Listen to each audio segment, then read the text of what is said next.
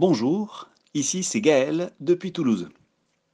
Alors notre méditation du jour, je la tire de Luc chapitre 9, versets 10 et 11. Je lis.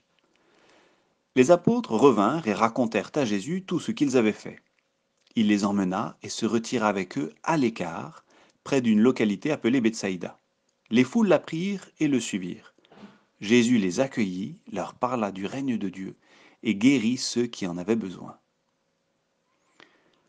Voilà, alors en ces temps de confinement et de mise à l'écart forcée, je trouve intéressant de regarder ce que faisait Jésus quand il était à l'écart.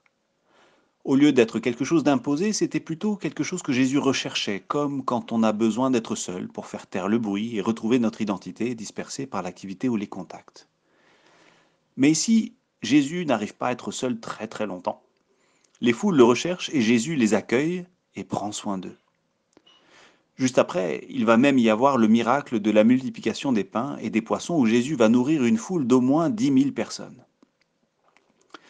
Je trouve intéressant ce mouvement entre être seul et être avec une foule. La théologienne Marion Collard l'exprime joliment en disant que Jésus est au monde comme une marée. Parfois il s'élève, parfois il se retire, il s'expose et se cache. Donc la première chose que j'en retire, c'est sûrement normal si dans notre expérience le sentiment de la présence de Dieu va et vient. Jésus est toujours avec nous, mais nous le sentons plus ou moins. Une deuxième chose que j'y vois, c'est que être à l'écart et être en lien ne sont pas forcément deux choses opposées. C'est finalement quand Jésus a été à l'écart qu'un lien plus particulier a pu se nouer avec les foules. C'est peut-être en étant à l'écart en ce moment que nous pouvons retrouver des nouvelles manières d'être ensemble.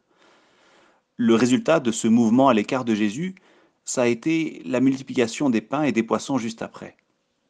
Alors pour nous aujourd'hui, ça peut être l'occasion de regarder au Seigneur, de marcher par la foi dans sa parole et d'être témoin de la multiplication des idées, de la créativité et de l'entraide.